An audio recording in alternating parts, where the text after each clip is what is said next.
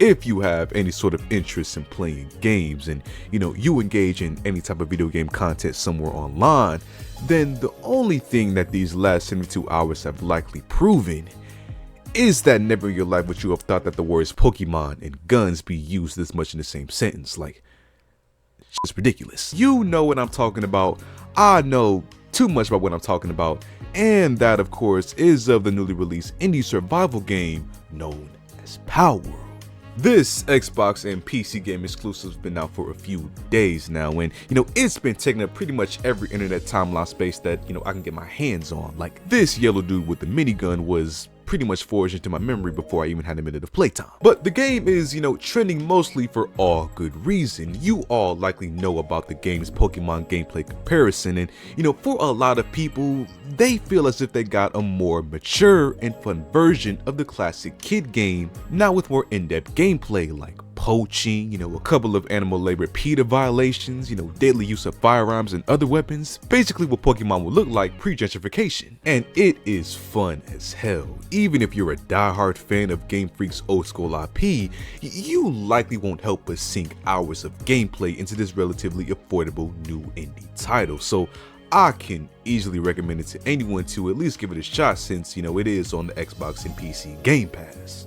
However, that's not to say that the game doesn't have its own side of controversy that you cannot help but at least be, aware of if you dive into this game's lore. Like, you see, there's a pretty big following of people that believe the game has some serious legal problems lying ahead for the new game of Palworld. Obviously for reasons that you can probably guess off the top of your head, but also for other ones that have been found from more deeper research and uncovering questionable practices from Palworld's dev team, Pocket Pair. And anyone that's watched me for a while now knows that I like to take a further look into these new game conspiracies for the fun of answering the community's biggest questions, and also because I may or may not have issues, but many people are doubting Palworld's legality. So after doing my own research, I'm gonna give you all the details about the game and these accusations that have spawned, so that we can conclude whether these insights hold weight or not, and if players are right to think that Palworld is illegal.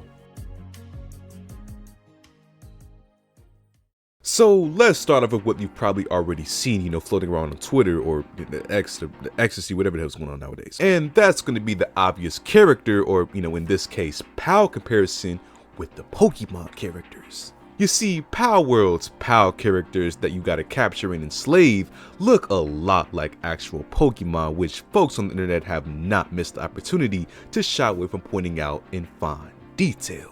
Like, here you can see that this Palworld dude named Grintail shares a really similar face from one of Meowth's Pokemon forms. And here we have another tweet that shows how some of Palworld's animals take inspiration from multiple Pokemon features and merge them into one, like just some real ChatGPT level of accusation. However, as similar as most of these features on the characters are, nobody has yet to see, like any direct copy of these designs on any of the pals.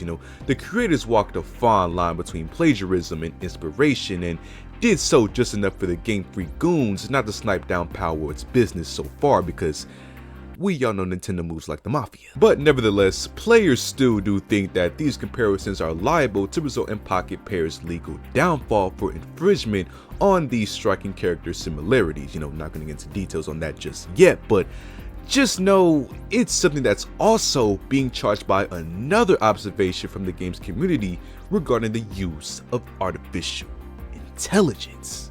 You see, the company behind Palworld, Pocket Pair, is a relatively new company in the gaming world, which isn't a surprise, but what is somewhat surprising is how they were able to, pull off such a decent game with their own words, claiming that most of their team was inexperienced.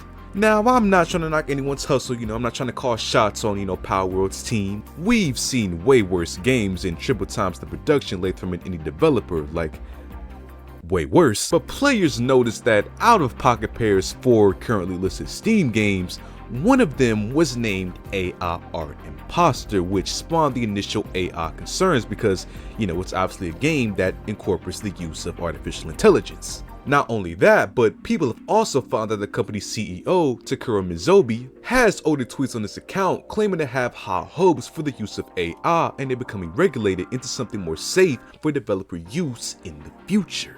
And combine this with the company's official blog post stating that the studio had most of the odds against them, saying things like no one on the team was experienced with game motion design, or that they switched game code from Unity to Unreal Engine 4 with no prior UE4 experience, then, I don't think I need to explain where the use of AI rumor came from. Again, I don't know anything. These are all just rumors and speculation at this point. I mean, every obstacle that the company listed they overcame could have literally actually happened. Like, I don't even know how to make a circle on Blender. I'm not the guy that's able to tell you anything. But pretty much that is the basis of what's been found so far in Palworld's legal controversy.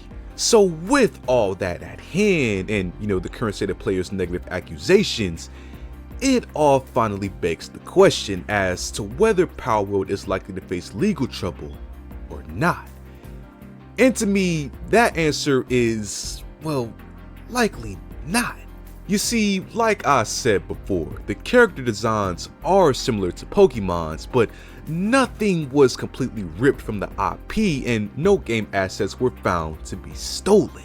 And you see, the way that copyright infringement works, as whack as it is, it wouldn't let something like that hold up well in the court of law, at least when arguing about copying a game, since it's only taking inspiration.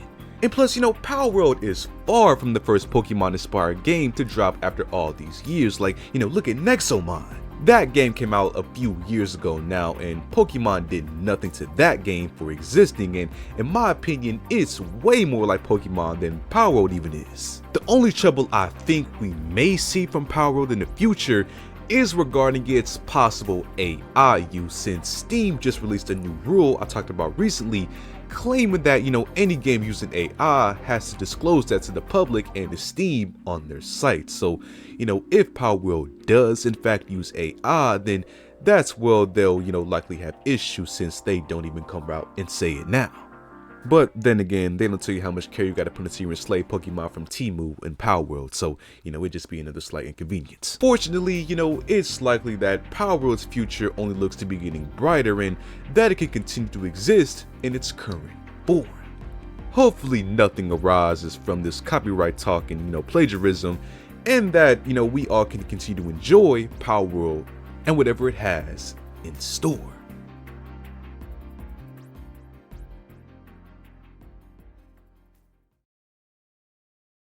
So what do you guys think about Palworld and what it's got going on right now, man? Feel free to comment down below. If you like the video, subscribe if you haven't already, and I'll see you on the next one.